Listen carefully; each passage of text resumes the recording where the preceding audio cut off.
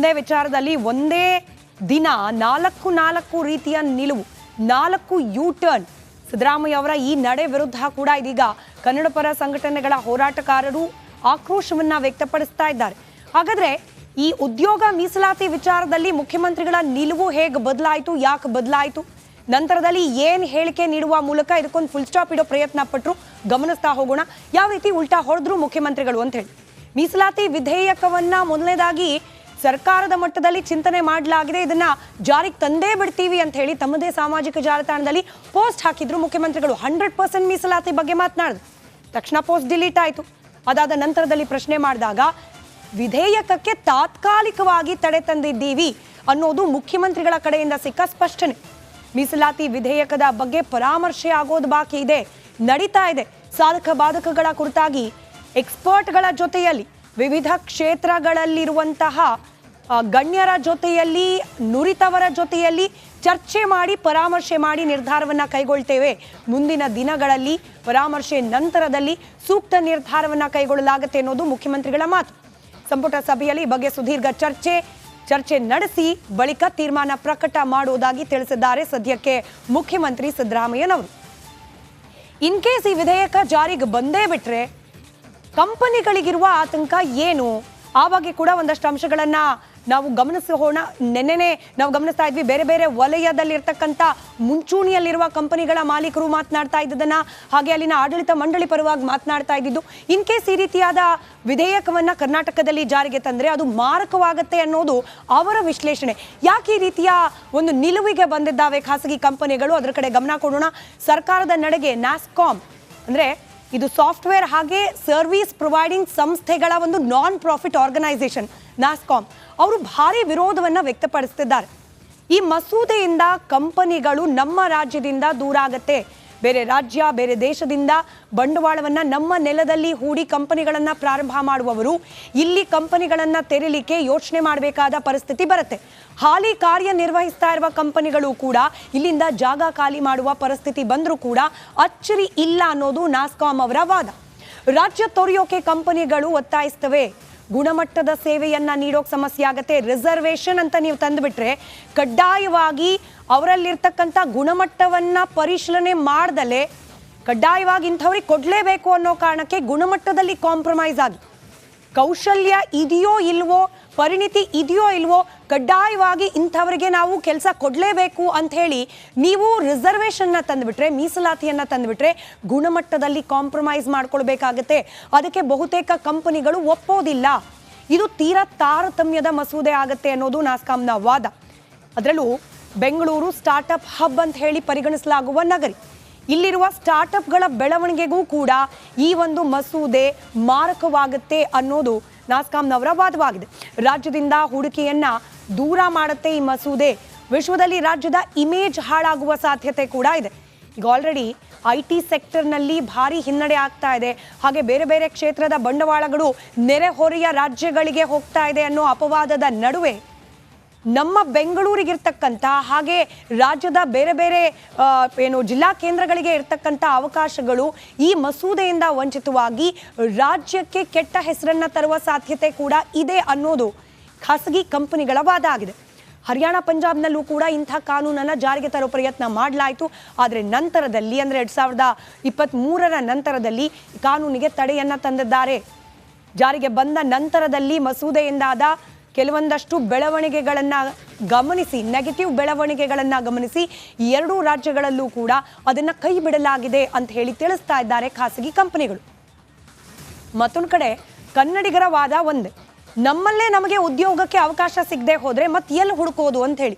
ಈ ಮಸೂದೆ ಜಾರಿಗೆ ತರ್ತೀವಿ ಅನ್ನೋ ಸರ್ಕಾರದ ನಿಲುವು ನಿನ್ನೆ ಪ್ರಕಟವಾದಾಗ ಕನ್ನಡಿಗರು ನಿಜಕ್ಕೂ ಕೂಡ ಖುಷಿ ಪಟ್ಟಿದ್ರು. ಆದರೆ ಈಗ ಸರ್ಕಾರ ಗೊಂದಲದ ನಿಲುವಲ್ಲಿರೋದ್ರಿಂದ ಕನ್ನಡಿಗರು ಕೂಡ ನಮಗೆ ಮತ್ತೆ ಅನ್ಯಾಯ ಆಗ್ತಿದೆ ಅಂತ ಹೇಳಿ ತಮ್ಮ ಅಳಲನ್ನು ತೋಡ್ಕೊಳ್ತಿದ್ದಾರೆ. ಇವತ್ತು ಕನ್ನಡ ಪರ ಸಂಘಟನೆಗಳು ಪ್ರತಿಭಟನೆಯನ್ನ ಕೂಡ ಮಾಡ್ತಾ ಇವೆ. ಹಾಗಾದ್ರೆ ಕನ್ನಡಿಗರಿಗೆ ಆಗ್ತಿರೋ ಅನ್ಯಾಯ ಏನು, ಆ ಕುರಿತಾದ ಒಂದಷ್ಟು ಅಂಶಗಳನ್ನು ಗಮನಿಸ್ತಾ ಹೋಗೋಣ.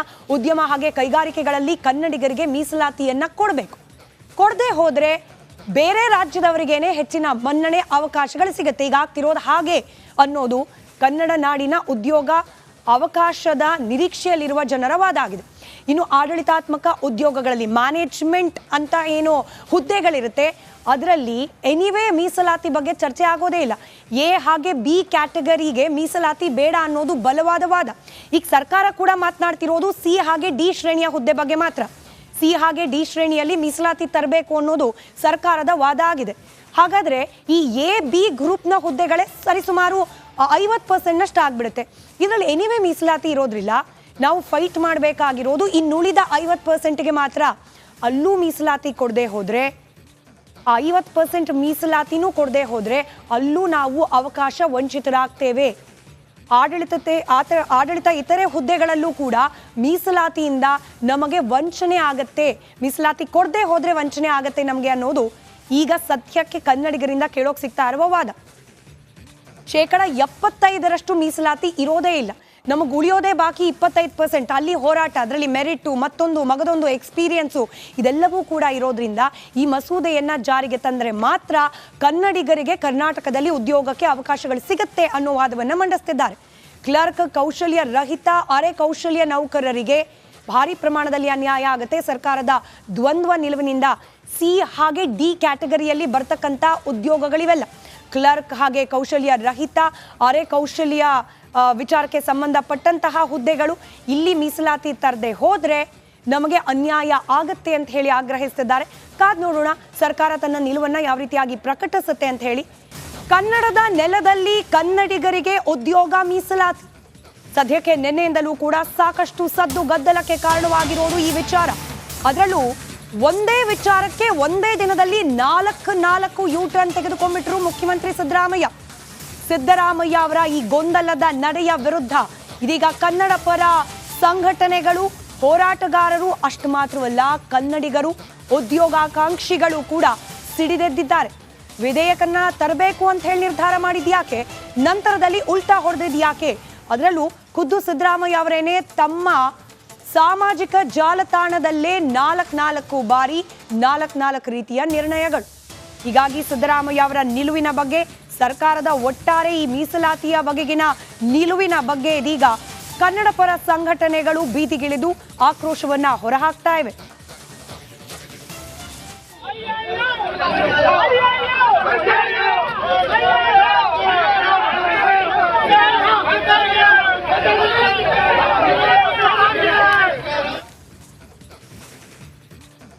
ಕನ್ನಡಿಗರಿಗೆ ಮೀಸಲಾತಿ ಕಾಯ್ದೆ ಬಗ್ಗೆ ರಾಜ್ಯ ಸರ್ಕಾರ ಗೊಂದಲವನ್ನ ಮೂಡಿಸಿದೆ. ಸರ್ಕಾರದ ನಡೆಗೆ ಇದೀಗ ಎಲ್ಲ ಕಡೆ ಆಕ್ರೋಶ ವ್ಯಕ್ತವಾಗ್ತಾ ಇದೆ. ಅಷ್ಟಕ್ಕೂ ಅನುಮೋದನೆ ನೀಡಿದ ಕಾಯ್ದೆಯನ್ನ ವಾಪಸ್ ಪಡೆದಿದ್ದು ಯಾಕೆ ಅನ್ನೋ ಪ್ರಶ್ನೆ. ಸರ್ಕಾರದಲ್ಲಿ ಅಂಥದ್ದು ಏನಾಗೋಯ್ತು, ಯೂ-ಟರ್ನ್ ತೆಗೆದುಕೊಳ್ಳಲೇಬೇಕಾದಂತಹ ಅನಿವಾರ್ಯ ಪರಿಸ್ಥಿತಿ ಬಂದಿದ್ದಾದ್ರೂ ಏನು ಅನ್ನೋದರ ಕುರಿತಾಗಿ ಚರ್ಚೆ ಇದೀಗ ನಡೀತಾ ಇದೆ.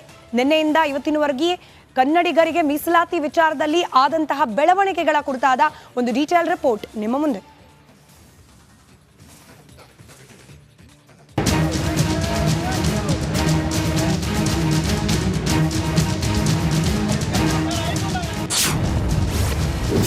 ಕನ್ನಡಿಗರಿಗೆ ಮೀಸಲಾತಿ ಕಾಯ್ದೆಯಲ್ಲಿ ಗೊಂದಲ. ಬೆಳಗ್ಗೆ ಅನುಮೋದನೆ, ಸಂಜೆ ಸರ್ಕಾರದಿಂದಲೇ ತಡೆ. ರಾಜ್ಯದ ಖಾಸಗಿ ಕಂಪನಿಗಳಲ್ಲಿ ಕನ್ನಡಿಗರಿಗೆ ಉದ್ಯೋಗ ಮೀಸಲಾತಿ ನೀಡಬೇಕೆಂಬುದು ದಶಕಗಳ ಕೂಗು. ಇದಕ್ಕಾಗಿ ಬೃಹತ್ ಪ್ರತಿಭಟನೆಗಳು ನಡೆದಿವೆ. ನಿನ್ನೆಯಷ್ಟೇ ರಾಜ್ಯ ಸರ್ಕಾರ ಕನ್ನಡಿಗರಿಗೆ ಮೀಸಲಾತಿ ಕಾಯ್ದೆಗೆ ಅನುಮೋದನೆ ನೀಡಿತ್ತು. ಬಳಿಕ ಸಂಜೆಯೊಳಗಡೆ ಅನುಮೋದನೆ ವಾಪಸ್ ಪಡೆದು ಹಲವು ಗೊಂದಲಗಳನ್ನು ಮೂಡಿಸಿದೆ. ಕನ್ನಡಿಗರಿಗೆ ಮೀಸಲಾತಿ ಕಾಯ್ದೆ ಅನುಮೋದನೆ ಬಗ್ಗೆ ಖುದ್ದು ಸಿಎಂ ಸಿದ್ದರಾಮಯ್ಯನವರೇ ಎಕ್ಸ್ ಖಾತೆಯಲ್ಲಿ ಪೋಸ್ಟ್ ಹಾಕಿದ್ರು, ಬಳಿಕ ಡಿಲೀಟ್ ಮಾಡಿದ್ದಾರೆ. ಒಂದೇ ದಿನದಲ್ಲಿ ಕಾಯ್ದೆ ಅನುಮೋದನೆಯಾಗಿ ರದ್ದಾಗುತ್ತೆ ಅಂದ್ರೆ ಇದರ ಅರ್ಥವೇನು? ಯಾವುದಾದ್ರೂ ಒತ್ತಡಕ್ಕೆ ಮಣಿದು ಕಾಯ್ದೆಯನ್ನ ವಾಪಸ್ ಪಡೆದ್ರ? ಹೀಗೆ ಹಲವು ಪ್ರಶ್ನೆಗಳು ಕನ್ನಡಿಗರಲ್ಲಿ ಮೂಡಿದೆ. ಕನ್ನಡಿಗರ ಮೀಸಲಾತಿ ಕಾಯ್ದೆಗೆ ತಡೆ ಒಡ್ಡಿದ್ದಕ್ಕೆ ಕರವೇ ಕಾರ್ಯಕರ್ತರು ರೊಚ್ಚಿಗೆದ್ದಿದ್ದಾರೆ. ಬೆಂಗಳೂರಿನ ಮಲೇಶ್ವರ ಮೇಲ್ಸೇತುವೆ ಬಳಿಯ ಕುವೆಂಪು ಪುತ್ಥಳಿ ಬಳಿ ಪ್ರತಿಭಟನೆ ನಡೆಸಿ ಆಕ್ರೋಶ ಹೊರಹಾಕಿದ್ದಾರೆ. ಪ್ರತಿಭಟನೆಯ ಕಾವು ಜೋರಾಗ್ತಿದ್ದಂತೆ ಪೊಲೀಸರು ಕರವೇ ಕಾರ್ಯಕರ್ತರನ್ನ ವಶಕ್ಕೆ ಪಡೆದುಕೊಂಡರು.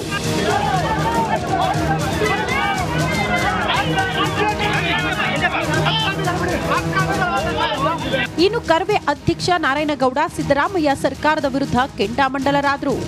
ಕನ್ನಡಿಗರು ದಂಗೆ ಏಳೋದಾಗಿ ಎಚ್ಚರಿಕೆ ಕೊಟ್ಟರು. ಅಮರನಾಥ ಉಪವಾಸ ಕೂತ್ಕೋಬೇಕು ಅಂತ ತೀರ್ಮಾನವನ್ನು ನಾವು ಮಾಡಿದ್ದೇವೆ. ಯಾವಾಗಿಂದ ಸರ್? ನಾನು ಸೋಮವಾರ ನಮ್ಮ ರಾಜ್ಯ ಕಮಿಟಿ ಸಭೆ ಸೋಮವಾರ ಕರೆದಿದ್ದೀನಿ. ಆ ಸಭೆಯಲ್ಲಿ ದಿನಾಂಕವನ್ನು ನಿಗದಿ ಮಾಡ್ತೀವಿ. ಅದಕ್ಕಾಗಿ ರಾಜ್ಯ ಸರ್ಕಾರ ಕೇಳ್ತಿದ್ದೀನಿ, ಈ ನೆಲದ ಯುವಕರು ದಂಗೆ ಹೇಳ್ತಾರೆ, ಯಾಕಂದರೆ ಅವರ ಬದುಕು. ಕನ್ನಡಿಗರಿಗೆ ಮೀಸಲಾತಿ ಕಾಯ್ದೆ ಅನುಮೋದನೆ ಮಾಡಿ ವಾಪಸ್ ಪಡೆದಿರುವುದು ಕನ್ನಡಿಗರ ಆಕ್ರೋಶಕ್ಕೆ ಕಾರಣವಾಗಿದೆ. ರಾಜ್ಯ ಸರ್ಕಾರದ ನಡೆಗೆ ಕನ್ನಡ ಪರ ಸಂಘಟನೆಗಳು ಕೆರಳಿ ಕೆಂಡವಾಗಿವೆ.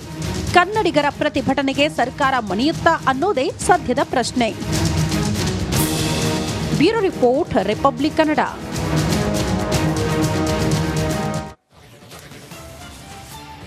ನಾನಾಗಲೇ ಹೇಳ್ತಾ ಇದ್ದ ಹಾಗೆ